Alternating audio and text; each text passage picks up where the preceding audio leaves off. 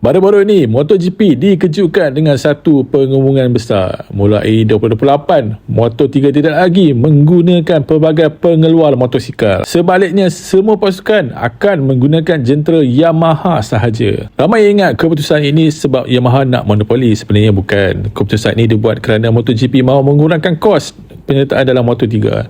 Sebelum ni, persaingan antara Honda dan KTM dalam pembangunan motosikal menyebabkan kos operasi pasukan semakin meningkat. Dengan satu pembekal sahaja, kos dapat dikurangkan. Semua pasukan menggunakan motosikal yang sama. Pelumba dapat dinilaikan berdasarkan bakat, bukan kelebihan jentera.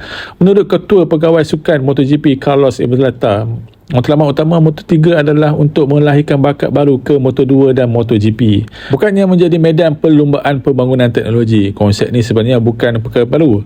Moto2 juga sudah lama menggunakan enjin daripada satu pembekal, namun tetap berjaya melahirkan ramai pelumba bertaraf dunia. Jadi persoalannya, adakah perubahan ini akan menjadikan Moto3 lebih menarik atau korang lebih suka era persaingan Honda dan KTM?